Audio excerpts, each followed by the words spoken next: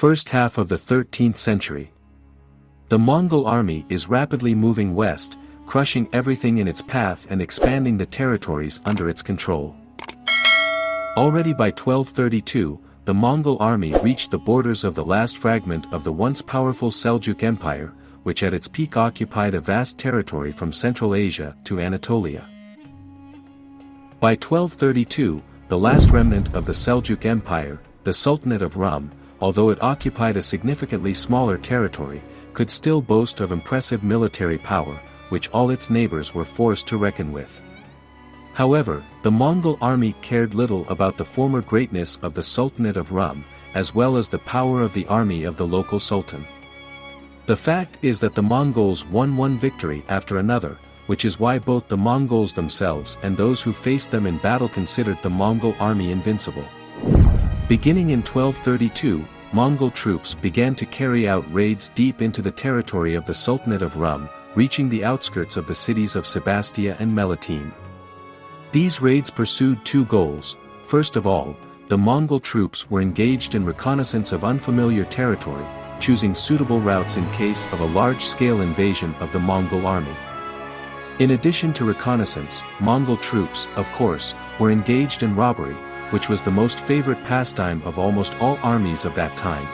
This continued until 1236, when the Mongols demanded that the Sultan of Rum, Kaykhusraw I, regularly pay tribute. Understanding full well that the military power of the Sultanate of Rum would not be enough to successfully resist the Mongol invasion, Kaykhusraw made the only correct decision in the current situation and, by agreeing to pay tribute to the Mongols, he recognized himself as a vassal of the Mongol Khan. It should be mentioned that this development of events was beneficial not only to the Seljuks, who avoided the destruction of their territory by the Mongol army, but also to the Mongols themselves, who were able to concentrate their efforts on the invasion of Eastern and Central Europe. However, the peace between the Sultanate of Rum and the Mongol Empire did not last long.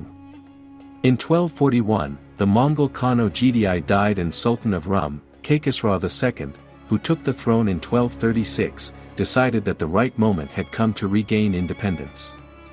Having learned about the death of the Mongol Khan, hoping that a struggle for power would begin among his successors, the Sultan of Rum refused to recognize vassalage to the Mongol Empire and pay tribute.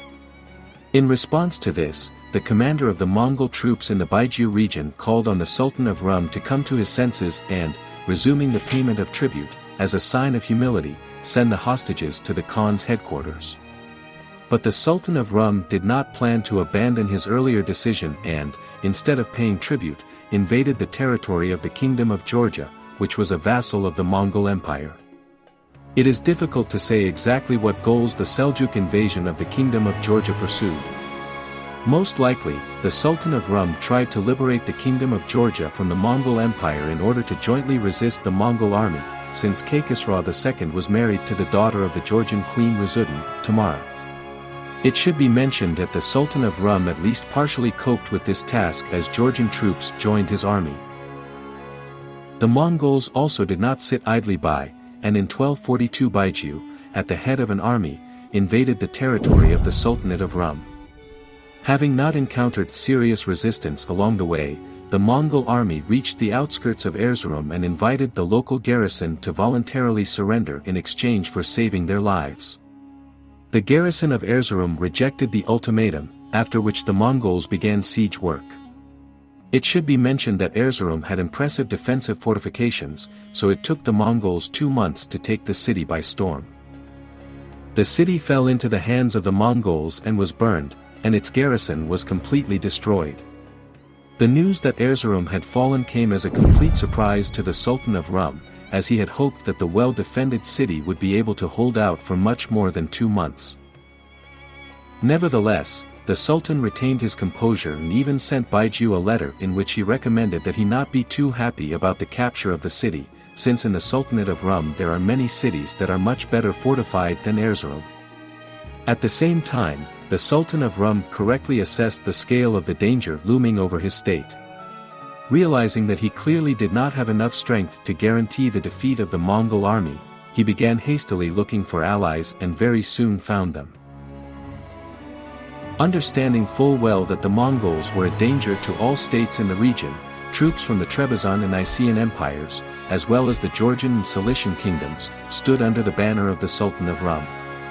In addition, according to contemporaries, there were 2,000 Frankish mercenaries in the army of the Sultanate of Rum. It should be mentioned that, according to some sources, the size of the army of Kaykhusraw II, which he gathered in the vicinity of Konya, reached 400,000 soldiers, but this figure is clearly exaggerated. With a high degree of probability, there were no more than 70,000 soldiers under the banners of the Sultan of Rum.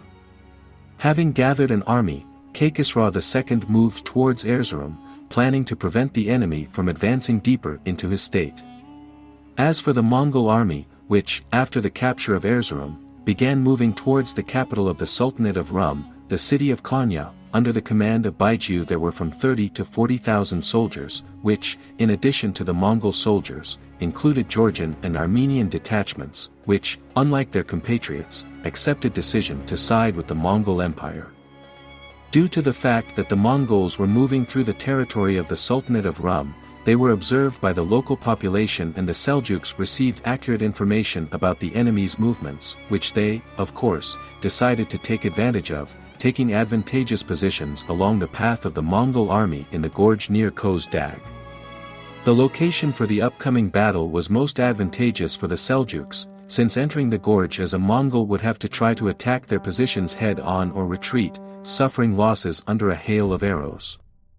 On June 26, 1243, the Mongol army entered the mountain gorge and after some time reached the position of the army of the Sultanate of Rum.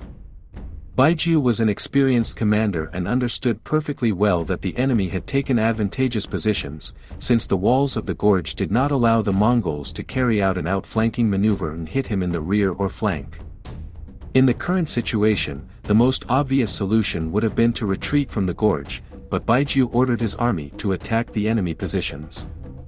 The Mongol horsemen, having received the order to begin the attack, immediately fell under a hail of enemy arrows. Quickly covering the distance separating it from the enemy, the Mongol cavalry began hand-to-hand combat. Since the numerical advantage was on the side of the Seljuks, who also occupied positions convenient for defense, the onslaught of the Mongol horsemen could not inflict serious losses on them, much less put them to flight. In the ensuing hand-to-hand combat with a numerically superior enemy, the Mongols had practically no chance of victory, so Baiju very soon after the start of the battle gave his people the order to retreat from the gorge. The Mongol horsemen began to retreat under a hail of arrows. Realizing full well that after the regrouping, the Mongol army could again continue the attack on Konya, the Sultan of Rum ordered all his soldiers to begin pursuing the enemy in order to inflict the maximum possible losses on him and thereby deprive the Baiju army of combat effectiveness. Soon the retreating Mongol army began to leave the gorge, pursued by the enemy. In turn, the Seljuks, confident that they had already deprived the enemy of the opportunity to provide organized resistance, were so carried away by his pursuit that they forgot about caution and missed the flank attack of the Mongol horsemen, whom Baiju left in ambush before entering the gorge. The flank attack of the heavily armed Mongol horsemen came as a complete surprise to the Seljuks and caused confusion in their ranks. At this time, the main Mongol army stopped retreating. By order of Baiju, the Mongols turned around and, having formed battle formations, began to attack. The Seljuks, who had not yet come to their senses from the flank attack, were not ready for this, so they were overthrown by the onslaught of the Mongol horsemen. Real chaos began in the ranks of the Seljuks, due to which they were unable to provide organized resistance. In turn, the Sultan of Rum, who was in the back ranks of his army, realized that the battle was lost and, together with the troops that had not yet had time to engage in battle with the Mongols, hastily left the battlefield. Having defeated the Seljuk army, the Mongols began to establish control over the surrounding territories, and while the Sultan of Rum was retreating to Konya, the Mongols managed to establish control over the cities of Erzincan and Sebastia, whose garrisons, having learned about the crushing defeat of the Seljuk army, did not dare to resist the Mongols. Nevertheless, Sultan Kaykhusraw did not plan to surrender. Arriving in Konya, he sent envoys to the Nicaean Emperor John III and the Emperor of the Latin Empire Baldwin II, urging them to jointly fight the Mongols, but both emperors refused. Thus, having lost most of its army and not having found strong allies, the Sultanate of Rum was simply unable to provide serious resistance to the Mongols. In the current situation, the fall of Konya and the entire Sultanate of Rum was only a matter of time. Since Kaykhusraw was not a stupid man, he decided to act proactively and sent his vizier to Beij to make peace. In turn, Baiju, understanding perfectly well the situation in which the Rum Sultan was, gave him an ultimatum, which Kaykhusraw was forced to accept. Under the terms of the concluded agreement, the territories east of the Kızılırmak River, which the Mongols had already conquered, became part of the Mongol Empire. The rest of the territory of the Sultanate of Rum fell into vassalage of the Mongol Empire, and the Sultan of Rum undertook to pay an annual tribute to the Mongols. After signing the treaty, Kaykhusraw received a label to rule the Sultanate of Rum from the ruler of the Ulus of Joki, Batu. The defeat by the Mongols led to the rapid decline of the Sultanate of Rum. Largely thanks to this, the rise of the Ottoman Beylik became possible, which over time turned into the powerful Ottoman Empire. If you liked this video, be sure to subscribe to my channel and click on the bell so you don't miss new videos.